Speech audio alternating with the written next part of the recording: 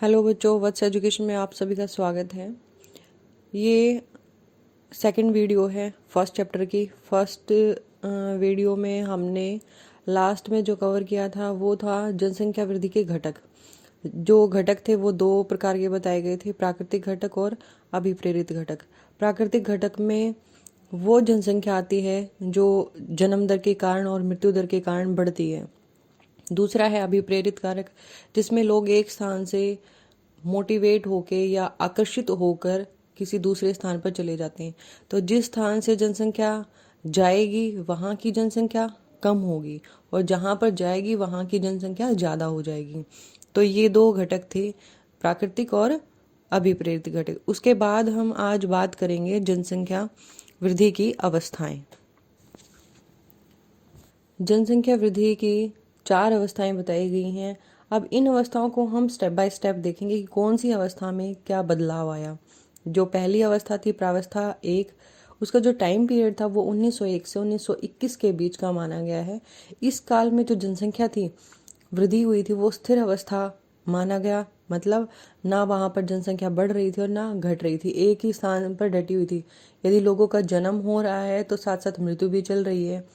वहाँ घटना बढ़ना था वो इक्वल चल रहा था, बैलेंस हो रखा था, स्थिर थी वहाँ पर। वहाँ ना बढ़ रही थी और ना घट रही थी। तो इस समय को इसीलिए स्थिर अवस्था कहा गया है। वहाँ पर जो जनसंख्या वृद्धि दर थी वो ऋणात्मक थी, मतलब नेगेटिव थी। जो जनसंख्या बढ़नी चाहिए, धनात्मक और ऋणात्मक दो चीज़ें होती है, धनात्मक में ये चीज़ें बढ़ती हैं और ऋणात्मक में घटती हैं। दूसरा पॉइंट था शिक्षा और स्वास्थ्य सेवाएं बहुत खराब थी। तो उस समय में जो शिक्षा की और स्वास्थ्य की सुविधाएं थी, ना शिक्षा के ऊपर इतना कुछ काम चल रहा था, ना स्वास्थ्य की सुविधाएं थी जिसकी वजह से लोग अपनी हेल्थ के बारे में इतना सोच सकें। तीसरा पॉइंट था जनसंख्या वृद्धि भी हो रही थी लेकिन सुविधाओं के अभाव में जो मृत्यु दर थी वो भी तेज थी। कि जनसंख्या की वृद्धि तो हो रही है लेकिन वहाँ पर जो शिक्षा की और स्वास्थ्य की जो सुविधाएं हैं उनके ना होने की वजह से जो मृत्यु दर थी वो भी तेज थी, जिसकी वजह से इस काल को जनसंख्या वृद्धि की स्थिर अवस्था कहा गया है। उसके बाद जो हमारी सेकंड स्टेज आती है उसका टाइम पीरियड है 1921 से 1951 तक का। इस काल को जनसंख्या की स्थिर वृद्धि के रूप में जाना जाता है क्योंकि इस समय के दौरान स्वास्थ्य सेवाओं में सुधार आया जिसके कारण मृत्यु दर में कमी आई। यहाँ पर क्या बदलाव हुआ कि जो स्वास्थ्य की सुविधाएं थी उनमें सुधार आया जिसके कारण मृत्यु दर जो थी वो रुक गई। जो लोगों का मरना चल रहा था उस स्टेज में वो कम हुआ। उसके बाद थर्ड स्टेज है प्रावस्था थर्ड। उनका जो टाइम पीरियड है 1951 से 1981 का माना गया है। इस काल को जनसंख्या विस्फोट के नाम से भी जाना जाता है क्योंकि इस काल में जो जनसंख्या थी वो बहुत तेज गति से बढ़ी थी। इस काल में मृत्यु दर में कमी आई तथा जन्म दर में वृद्धि हुई। यहाँ पर क्योंकि जो सेकेंड स्टेज थी वहीं पर जो स्वास्थ्य की सुविधाएं थी उसमें सुधार आ चुका था। तो इस काल में जो जनसंख्या थी वो बहुत तेज गति से बढ़ी, लोगों की जो मृत्यु हो रही थी वो कम हो गई और जन्म दर थी वो बढ़ती चली गई। तो यहाँ पर जो पॉपुलेशन थी वो बहुत तेज गति से हमारी बढ़ी है। दूसरा इसमें एक पॉइंट ये भी आता है कि इसी समय में नेपाल, बांग्लादेश, पाकिस्तान तथा तिब्बती शरणार्थियों के प्रवास के कारण कि वहाँ से इन देशों से लोग हमारे भारत में माइग्रेट होकर आए जिसके कारण यहाँ की जनसंख्या बढ़ गई। अब है प्रावस्था फोर्थ, जिसमें क्या हुआ था 1981 से आज तक का जो टाइम पीरियड है उसको इसमें इंक्लूड किया गया है। 1981 के बाद से जन्म दर में कमी आई। कमी आने के कारण क्या थे, लोग शिक्षित हुए तथा परिवार नियोजन करने लगे। कि पहले लोग ये नहीं सोचते थे कि हमें 2 बच्चे पैदा करने हैं या उससे ज़्यादा करने थे, लेकिन उसके बाद से लोगों में ये समझ आई कि यदि ज़्यादा फैमिली बढ़ेगी तो उसके पालन पोषण के लिए भी हमें चीज़ों को प्रोवाइड करना पड़ेगा। तो फिर धीरे धीरे लोगों में ये शिक्षा आई, उनके अंदर शिक्षित हुए और अपना परिवार को नियोजन करने लगे। स्त्रियों की जो विवाह की आयु थी, पहले छोटी छोटी उम्र में शादी कर दी जाती थी, लेकिन फिर एक एज बना दी गई कि इस एज के बाद लड़कियों की शादी की जाएगी तथा उनकी जो शिक्षा थी उसके प्रति भी लोग जागरूक हुए जिसके कारण वहाँ पर जनसंख्या को नियंत्रण में किया गया। अब ये हमारी 4 स्टेज थी, दोबारा से एक बार रिवाइज कर लेते हैं। पहली स्टेज में क्या हुआ था, स्थिर अवस्था मानी गई थी कि वहाँ पे ना जनसंख्या बढ़ रही थी और ना घट रही थी, क्योंकि वहाँ पर जो शिक्षा की और स्वास्थ्य की सुविधाएं थी उनमें कोई भी काम नहीं हुआ था। तो जनसंख्या बढ़ रही थी, वहाँ साथ साथ मृत्यु दर के कारण घट भी रही थी, तो वो स्थिर अवस्था माना गया है। सेकंड जो स्टेज थी उसको भी स्थिर वृद्धि माना गया है कि वहाँ भी पर भी स्टेबल होके रही है, ना बढ़ी है ना घटी है। क्यों, रीज़न क्या था, क्योंकि वहाँ पर जो स्वास्थ्य की सुविधाएं थी उसमें सुधार आया था, जिसकी वजह से जो मृत्यु दर तेज गति से चल रही थी उसमें कमी आई। तीसरी स्टेज थी उसको जनसंख्या वृद्धि का विस्फोट का काल माना गया, क्योंकि इस स्टेज में लोग शिक्षित भी हो गई और स्वास्थ्य की सुविधाएं में पहले ही सुधार हो चुका था। तो और दूसरा जो रीज़न इसमें माना गया था कि जो पड़ोसी देश थे उनसे शरणार्थी प्रवास करके हमारे देश में आ गए थे। उसके बाद फोर्थ स्टेज है, इसमें भी क्या हुआ था कि लोग शिक्षित हो गए थे, परिवार नियोजन करने लगे थे, लड़कियों की जो शादी की एज थी वो जो पहले कम थी उसको बढ़ाकर एक परिपक्व अवस्था के बाद उनकी शादी की गई, और शिक्षा के प्रति जो लोग शिक्षित हुए कि लड़कियों की शिक्षा भी अनिवार्य है, जिसके कारण यहाँ पर जनसंख्या को फोर्थ स्टेज में कंट्रोल किया गया था। उसके बाद हम बात करते हैं जनसंख्या वृद्धि में अक्षेत्रीय भिन्नता की। एक क्षेत्र में पॉपुलेशन ज़्यादा है, दूसरे एरिया में पॉपुलेशन कम है, तो उसका रीज़न क्या है। भारत के दक्षिणी राज्यों की अपेक्षा, इसने बोला है कि भारत के दक्षिणी राज्यों की अपेक्षा उत्तर, पश्चिमी, उत्तर और उत्तर मध्य भागों में अत्यधिक जनसंख्या की वृद्धि दर पाई गई है। इसने क्या बताया कि जो दक्षिण भारत है वहाँ के कंपैरिजन में जो हमारा उत्तरी भाग है, गुजरात वाला एरिया है, नॉर्थ वाला एरिया है और नॉर्थ ईस्ट वाला एरिया है और मिडिल वाला एरिया है, इनमें जो पॉपुलेशन है वो साउथ के कंपैरिजन में ज़्यादा निवास करती है। जहाँ ज़्यादा पॉपुलेशन है उन राज्यों के नाम हैं गुजरात, महाराष्ट्र, राजस्थान, पंजाब, हरियाणा, उत्तर प्रदेश, उत्तराखंड, मध्य प्रदेश, सिक्किम, असम, पश्चिम बंगाल, बिहार, छत्तीसगढ़, झारखंड।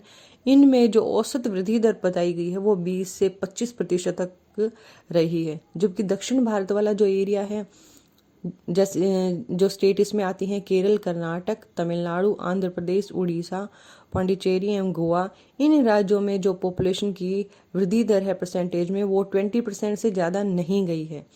अब हम यहाँ पर केरल की बात करें तो केरल में जो पॉपुलेशन बढ़ी है वहाँ पर 9.4% ही डाटा हमारे सामने आया है कि वहाँ पर इतनी ही जनसंख्या बढ़ी है। भारत सरकार ने 2003 में युवाओं के लिए एक नीति तैयार की। रीज़न क्या था कि जो मुख्य भाग माना गया है जनसंख्या का वो युवाओं को माना गया है, लेकिन कई बार सिचुएशन के अकॉर्डिंग वो अपना रास्ता भटक जाते हैं। कई बार बच्चे स्कूल बीच में ही छोड़ देते हैं, पढ़ाई अपने बीच में छोड़ देते हैं, घर की सिचुएशन है या बाहर की सिचुएशन है जिसके कारण वो कई बार गलत रास्ता चूज़ कर लेते हैं। तो बच्चे इस गलत रास्ते पर ना जाएं, इसके लिए सरकार ने एक शिक्षा नीति तैयार की। ये कब तैयार की, 2003 में इसको आयोजित किया गया। और इस नीति का जो मुख्य उद्देश्य था वो था कि जो किशोर हैं, युवा वर्ग हैं, उनका चहुमुखी विकास हो। और इसका मेन उद्देश्य जो माना गया है कि बच्चों में देशभक्ति की भावना हो, उत्तरदायी नागरिकता के गुणों का विकास बच्चों के अंदर होना चाहिए। युवा नीति का मुख्य उद्देश्य निर्णय लेने में युवाओं की प्रभावी सहभागिता, की कोई भी डिसीजन लेने के लिए वो अपनी सहभागिता उसमें दिखा सकें। एक सुयोग्य नेतृत्व, एक अच्छे नेता वाले गुण जो उनके अंदर आने चाहिए, वो सारी बातें उन बच्चों में होनी चाहिए। महिलाओं और लड़कियों के सशक्तिकरण पर विशेष रूप से प्रयास किया गया। तो ये भारत सरकार ने एक युवा नीति प्रस्तुत की थी कि जो बच्चे रास्ता भटक जाते हैं, बच्चे रास्ता ना भटक कर हमें बच्चों के विकास की तरफ ध्यान देना है। उसके बाद हम बात करते हैं जनसंख्या के संगठन पर। जनसंख्या का संगठन का अभिप्राय है कि हम किस आधार पर लोगों को अलग अलग भागों में विभाजित कर देते हैं। तो इसमें हम देखेंगे कि लोगों को हम उम्र के आधार पर, जैसे 0 से 15, 16 से 59 और 60 से ऊपर वाले, लिंग के आधार पर, पुरुष और स्त्री के आधार पर, भाषा के आधार पर, धर्म के आधार पर, निवास स्थान के आधार पर, साक्षरता और एवं शिक्षा के आधार पर, व्यवसाय इत्यादि के आधार पर हम लोगों को अलग अलग कैटेगरी में बांट देते हैं, जिसको जनसंख्या संगठन का नाम दिया गया है। जनसंख्या संगठन में ही हम ग्रामीण और नगरीय संगठन का भी अध्ययन करते हैं कि जो पॉपुलेशन है उसको गाँव में कितनी पॉपुलेशन निवास करती है, नगरों में कितनी पॉपुलेशन निवास करती है। तो यहाँ पर देखा जाए तो जो देश की कुल आबादी है उसका 72% गाँव में निवास करता है। 2001 की जनगणना के अनुसार भारत में 6,38,588 गाँव हैं।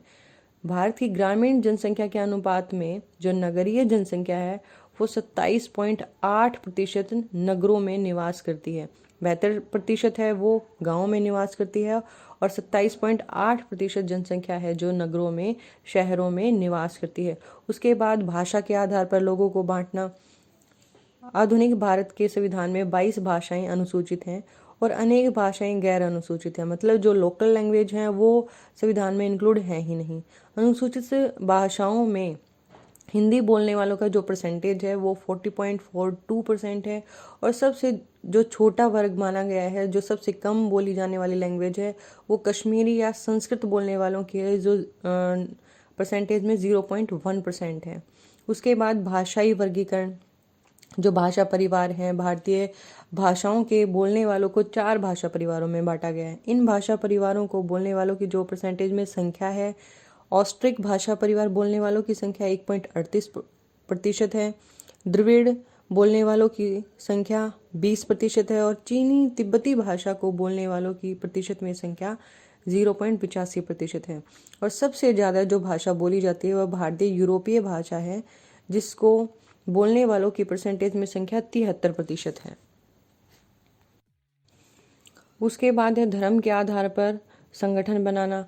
इस विशाल भारतवर्ष में जो धर्म के आधार पर संगठन बनाया गया है उसमें अल्पसंख्यक मुस्लिम जो लोग हैं वो जम्मू कश्मीर में, पश्चिम बंगाल, केरल के कुछ जिलों में, उत्तर प्रदेश के बहुत सारे ज़िले हैं, दिल्ली में तथा दिल्ली के आसपास वाला एरिया है और लक्षद्वीप है जहाँ पर मुस्लिम समुदाय के लोग निवास करते हैं। उसके बाद क्रिश्चियन की बात करते हैं। जो ईसाई लोग हैं वो दक्षिण भारत के ग्रामीण इलाकों में ज़्यादातर निवास करते हैं, जैसे गोवा, केरल, मेघालय, मिजोरम, नागालैंड के पहाड़ी राज्यों, छोटा नागपुर का क्षेत्र, मणिपुर की पहाड़ियों में ईसाई जनसंख्या पाई जाती है। उसके बाद सिख समुदाय है, पंजाब, हरियाणा तथा दिल्ली में निवास करते हैं।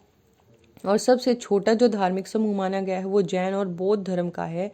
जैनियों का प्रमुख केंद्र राजस्थान के नगरीय क्षेत्र, यहाँ स्पेशल बताया गया है कि राजस्थान के नगरीय क्षेत्र हैं, गुजरात और महाराष्ट्र में ये पाए जाते हैं। और जो बौद्ध धर्म के लोग हैं वो मैक्सिमम महाराष्ट्र में निवास करते हैं। बौद्ध धर्म को मानने वाले अन्य क्षेत्रों में महाराष्ट्र में मैक्सिमम है और दूसरे भी क्षेत्र हैं भारत में जहाँ पर ये लोग रहते हैं, जैसे सिक्किम, अरुणाचल प्रदेश, जम्मू कश्मीर, लद्दाख, त्रिपुरा, हिमाचल प्रदेश। हिमाचल प्रदेश में लाहौल और स्पीति 2 क्षेत्र हैं जहाँ पर बौद्ध धर्म के लोग पाए जाते हैं।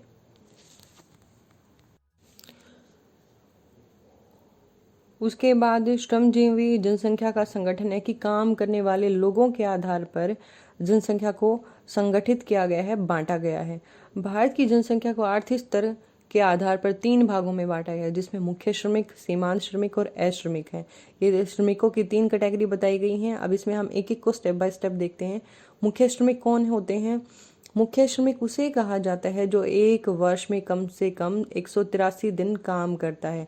मतलब एक साल में 365 दिन है या 366 दिन है, तो उसमें से वो ओनली 183 डेज, 183 दिन ही काम करता है, तो उसको मुख्य श्रमिक माना गया है, या इससे ज़्यादा भी हो सकता है। उसके बाद है सीमांत श्रमिक। वह व्यक्ति जो एक वर्ष में 183 दिनों से कम दिन काम करता है, कि एक टाइम बता दिया गया है कि वहाँ 183 डेज से ज़्यादा काम कर सकता है, लेकिन जो सीमांत श्रमिक है वो 365 में से 183 दिनों से कम दिन काम करता है, उसको सीमांत श्रमिक, एक सीमा बांध दी गई है इसकी। उसके बाद अश्रमिक, यहाँ पीछे सी इसके नाम के आगे ए लग गया, मतलब नहीं, तो इस वर्ग के पास कोई काम नहीं होता, तो इसको अश्रमिक बोला गया है।